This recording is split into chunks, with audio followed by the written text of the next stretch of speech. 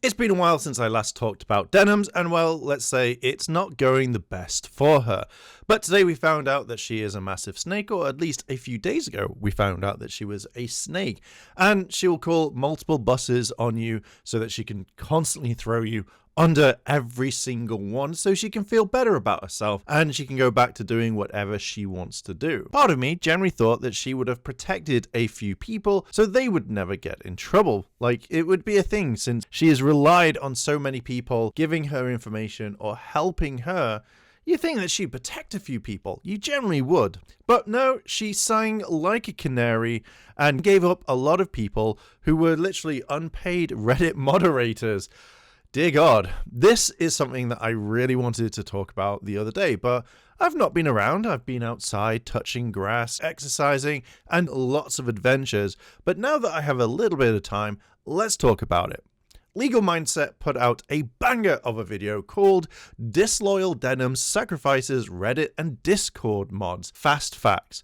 Go check it out. Link is going to be in the description down below. But let's go check this out. As predicted, the disloyalty is already shining through in the Ethan Klein lawsuits, with Denims throwing the Reddit and Discord mods under the bus immediately in one of her first court filings, sacrificing them to the legal corn of the Ethan Klein lawsuit. I don't know if I'm either surprised on this one or mainly not, due to the point where at first I thought that she would keep things private. They've been helping each other out, the mods as well as the people on Reddit. Like, you know, it's a helping thing. Like, you know, they want to harass Ethan. They want to point things out and make sure that harassment is a thing. But then, on the other hand, I'm absolutely not surprised at all, as I thought that she would do this to make sure that there is of less of a blame. Like, have her say it was the people telling her to do it, and it wasn't her fault whatsoever.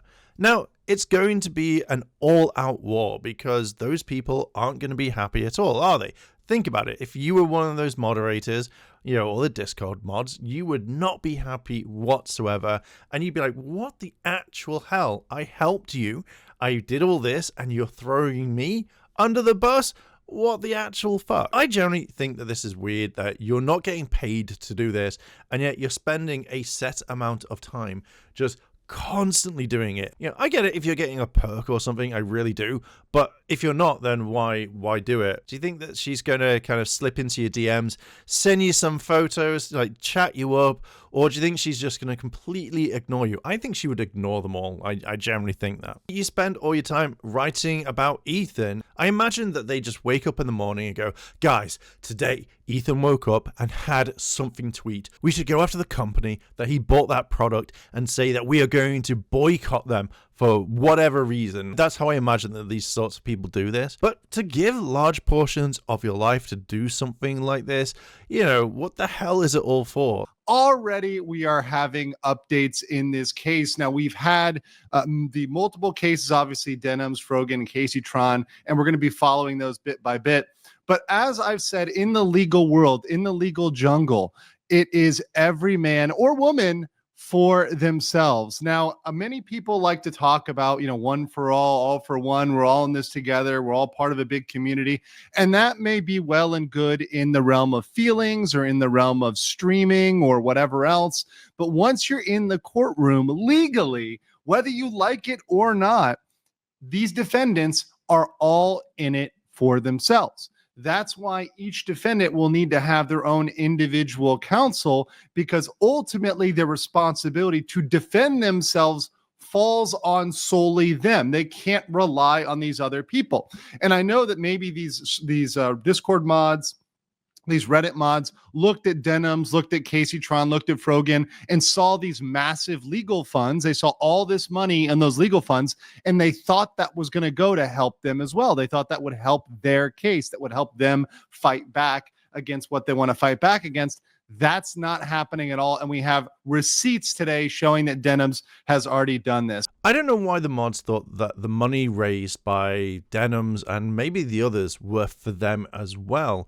It's such a weird thing to kind of really think about. I don't think anyone who is being sued would think, oh, I'm going to include money just in case the mods need it, you know, they need it as well, so I'm going to include them. Let's say she has 10 mods. The funds would be a lot bigger to add all of them in because it's an extra load of work to protect them. It's not like it's going to be quite easy. I do think that the mods thought when they saw the money, they started to rub their hands together like Mr. Burns. Excellent. And thought the money was for them as well, which is something really stupid. They wanted to protect their queens, and now they found out that the money wasn't for them as well, and they're laying the foundations for a new house via their pants. The GoFundMe that Denims made isn't for them, and their queen has royally messed them up. These guys talk, so obviously Ethan Klein and the attorneys for Denims had a conversation after Denims was served with a complaint. So Denims received the complaint. The complaint is the list of everything that Ethan Klein is alleging against Denims. They contacted Ethan Klein's lawyers to discuss preliminary matters related to the case. Here's the sauce. The counsel for Klein responded to the counsel for Denims and explained their intention to file an ex parte application for expedited discovery. So faster than normal discovery against Reddit and Discord for obtaining personal information. So we're talking names, emails, whatever information that Reddit and Discord have, any information they have, they're going to turn it over of the H3 Snark mods prior to the conference of the council under Federal Rule Procedure 26F. The counsel for Denims responded to the counsel for Klein to set up a time to confer. They agreed to confer on July 1st. On July 1st, the counsel for the parties conducted a telephonic meet and confer regarding the ground. So they talked on July 1st. The counsel for Denims agreed to their request to seek expedited discovery from Reddit and Discord to obtain their personal identifying information, to name them in the complaint and serve them. They've agreed to enter into the joint stipulation to grant Klein leave to serve these subpoenas.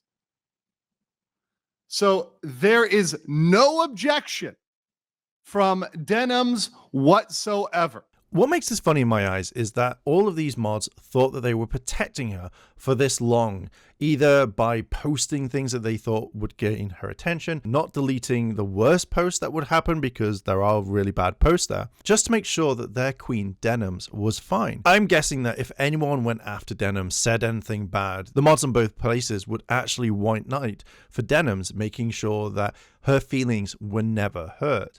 I generally think that they also spoke behind the scenes, and because it would have to. If you're running a big Discord, your mods would have to talk to you at time, and obviously you would check in. With all of this, I'm guessing they all thought that they were safe, but Denims has taken that safe feeling of protection away and handed it to the lawyers to save herself. Regardless of how they feel, when Denims tries to be all sweet and stuff, it's not going to work anymore, and people who might have thought that they were safe behind the internet will still get served, and that's it.